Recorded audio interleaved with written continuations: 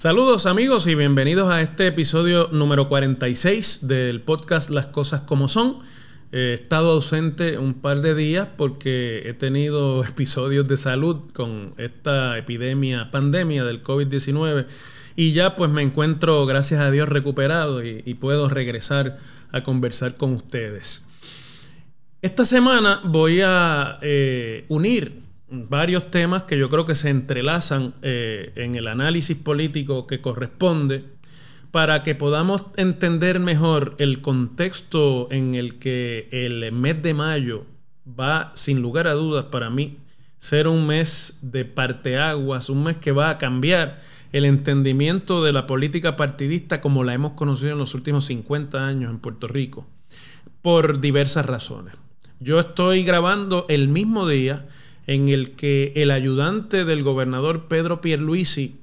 para asuntos municipales, el exalcalde de Ciales, Javier Carrasquillo, ha anunciado su renuncia al puesto de asesor del gobernador porque ha sido anunciado por el panel del fiscal especial independiente que trabaja en los casos de corrupción local en Puerto Rico, que le someterán acusaciones por un esquema de corrupción con el recogido de basura en el municipio de Ciales que Carrasquillo dejó cuando fue derrotado en el 2020. Ante eso, pues no le ha quedado otro remedio al gobernador, que ya teniendo otro personaje protagonista de corrupción en Puerto Rico tan cerca suyo y de su oficina, que solicitarle la renuncia y anunciar la salida de este asesor del gobernador por constituirse en un corrupto más, un alcalde o exalcalde corrupto más. Vamos llegando ya casi a la decena de alcaldes o exalcaldes o funcionarios municipales corruptos procesados por corrupción, ya sea por los federales o por las agencias de Puerto Rico. Eso obviamente se da en el mismo contexto en el que la semana antipasada se dio a conocer una colaboración de información por parte de un amigo íntimo del gobernador Pierluisi, que fundó un supercomité de acción política llamado Salvemos a Puerto Rico,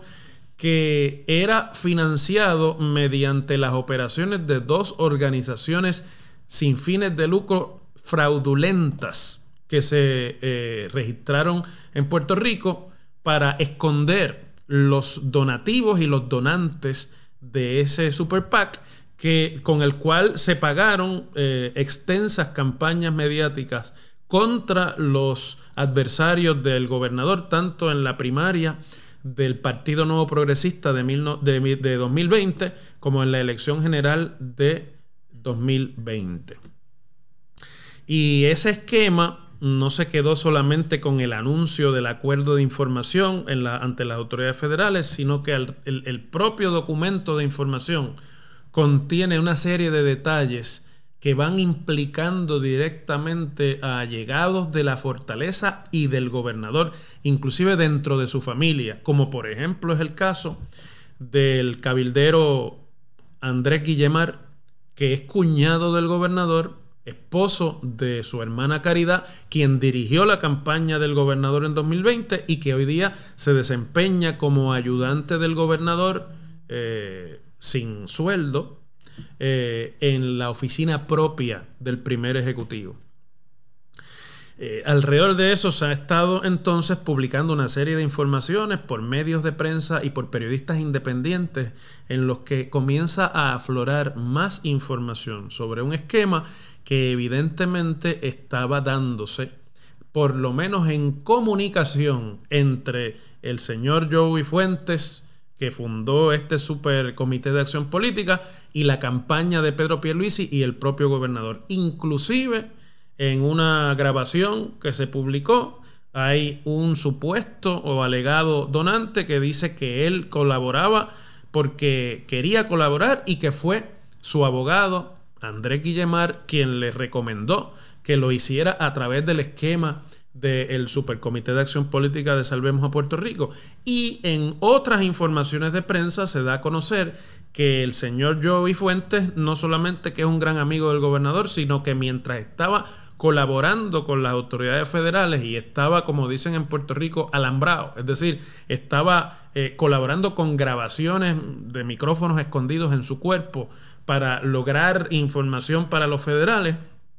pernoctaba en el Palacio de Santa Catalina, en la Fortaleza, residencia oficial del gobernador, y en otras dos residencias de campo y playa que tiene el gobernador de Puerto Rico para su uso personal. De manera que poco a poco el cerco de la corrupción, de los malos manejos o de manejos dudosos alrededor de los donativos de campaña se va cerrando alrededor de la figura de Pedro Pierluisi, quien está mencionado en el documento como el oficial público número 1, y queda todavía por identificarse quiénes son los individuos 1, 2 y 3 que todo el mundo ya relaciona con Andrés Guillemard y con otros colaboradores del gobernador directamente.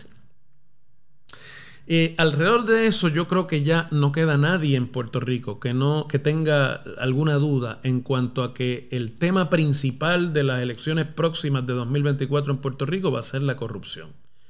Si la cantidad de funcionarios o exfuncionarios procesados por corrupción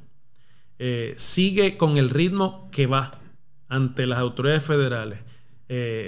y si se añaden colaboradores políticos de las campañas de los principales partidos políticos, no le va a quedar otro remedio a los partidos de oposición que convertir el tema de la corrupción en tema principal, porque es un tema, primero, que genera gran indignación en toda la población y puede ser un aglutinante natural de respaldo para partidos nuevos, partidos incipientes o candidaturas que puedan considerarse con posibilidad de éxito en 2024.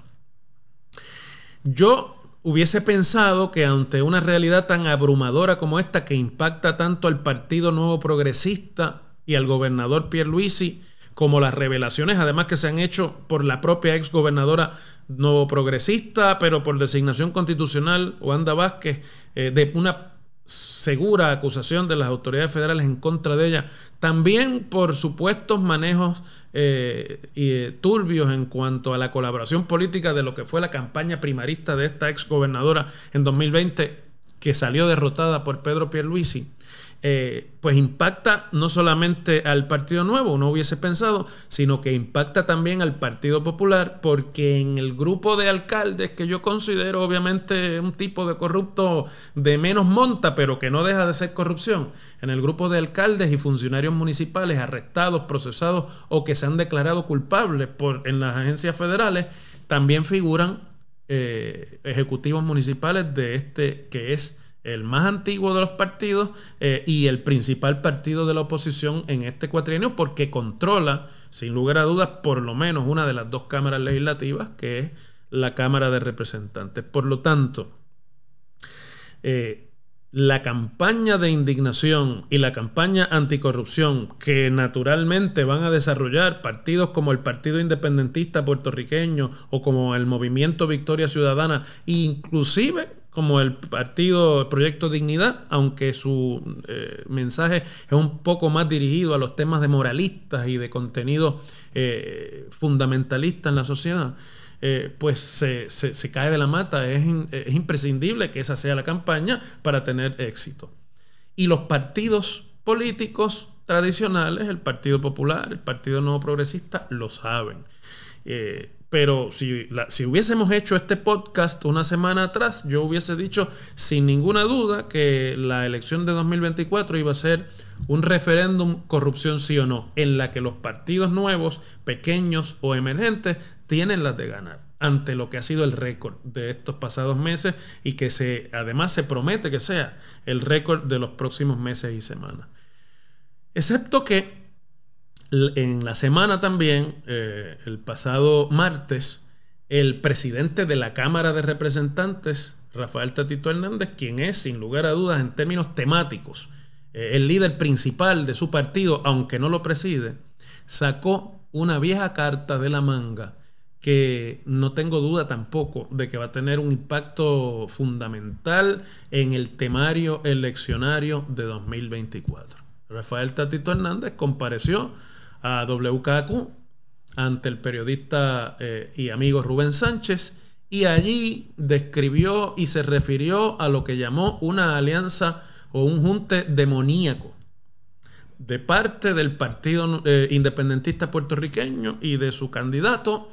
Juan Dalmau, y del Movimiento Victoria Ciudadana y de su coordinador general Manuel Natal, que son las dos figuras principales, algo de lo que se viene hablando hace unos meses ya y que inclusive ha recibido la bendición del líder histórico del Partido Independentista Puertorriqueño, el licenciado Rubén Berríos Martínez. El argumento de Tatito, que luego siguieron el presidente del partido y otros líderes de ese partido, es que Juan Dalmau, que ha estado en algunas actividades en América Latina con movimientos de izquierda, donde ha estado, por ejemplo, presente el presidente de Venezuela, Maduro, y Manuel Natal y el Partido de Victoria Ciudadana, que tiene legisladores electos que responden a la vertiente socialista o sindicalista del panorama político, no son otra cosa, según él describió, que una nueva versión, una versión moderna de los proyectos de Chávez en Venezuela y de Fidel Castro en Cuba. Es decir, describió de esa manera lo que podríamos llamar una alianza castrochavista que amenaza la democracia puertorriqueña si estos partidos se coaligan, se alían y logran resultados favorables en las elecciones de 2024 hasta el punto de llegar al poder. Esa es la carta del miedo. La carta del miedo no se utiliza en política excepto para cerrar brechas en las que alguien considera que está en desventaja frente a otro. Y el Partido Popular es natural que esté jugando esta carta de miedo tan temprano en el cuatrienio y que no haya esperado a que ni siquiera se dé la alianza ni la campaña de 2024, aunque el Partido Nuevo Progresista venía ya sugiriéndola desde hace más tiempo que el Partido Popular. Pero el que sea el presidente de la Cámara, líder principalísimo del Partido Popular, quien haya decidido abrir este flanco de ataque directamente y sin ningún tipo de ambaje, a mí me parece perfectamente natural, porque el Partido Popular es el que más tiene que perder en la eventualidad de que un junte como este se logre.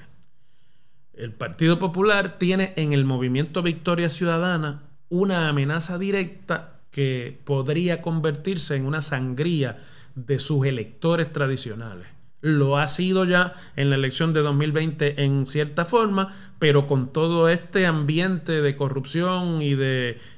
desconfianza que este cuatrienio va marcando en la política puertorriqueña, pues tendría potencial de ser mucho más. Por lo tanto, esperar a que la alianza se materialice o que la campaña comience sería tarde para el Partido Popular. Se corre el riesgo de que estos partidos hayan ya desangrado o vaciado al Partido Popular y este se convierta en un movimiento marginal que, aunque existente, vaya perdiendo su capacidad de ganar control legislativo o de ganar inclusive el ejecutivo, cosa que no logra el Partido Popular ya en 2 elecciones.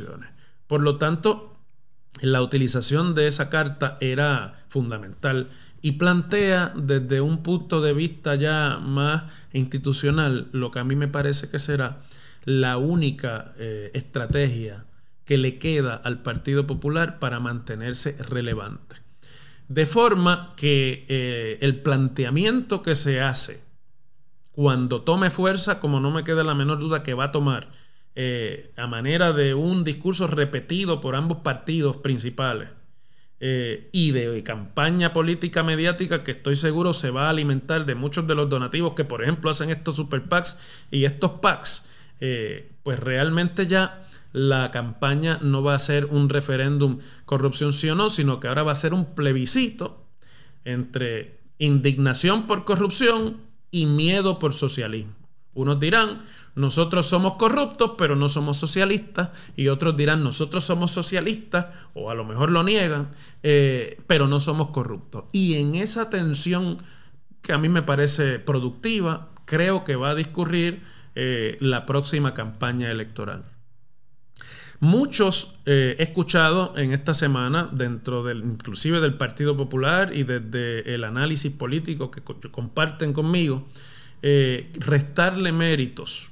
como burda o como poco sofisticada a esta campaña de miedo abierta por Rafael Tatito Hernández y por los miembros del Partido Popular. Pero me gustaría aquí plantear que no es así. Esta es una campaña bien pensada, está fundamentada en estudios de opinión pública extensos que tienen los partidos políticos en sus manos desde hace mucho tiempo, que identifican el tema de la ciudadanía de los Estados Unidos, de los puertorriqueños y del acceso a los beneficios en forma de fondos federales a los que tienen acceso los puertorriqueños, como ese atesoramiento fundamental que tiene una gran mayoría del pueblo puertorriqueño por su ciudadanía y por su relación con los Estados Unidos.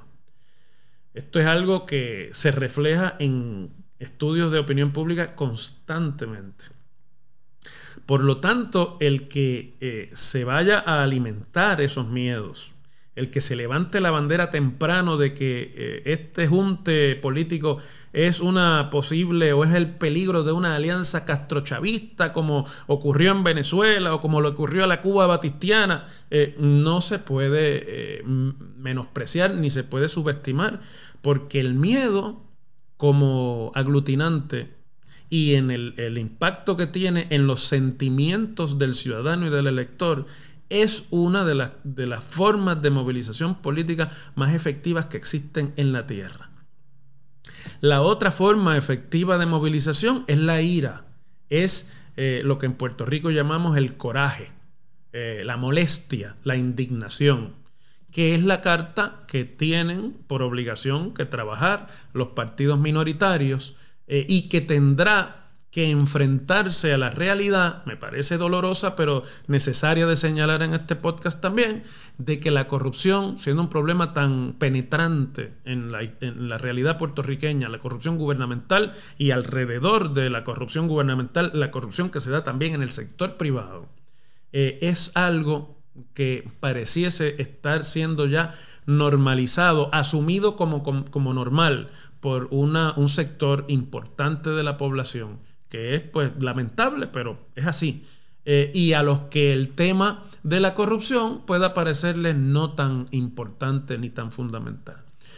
Pero no hay duda de que esa es la otra gran esfuerzo, esa será la otra gran estrategia de los que intentan movilizar o intentarán movilizar electores en 2024 para ganar el poder político. Después de todo, ningún partido político existe para otra cosa que no sea obtener el poder.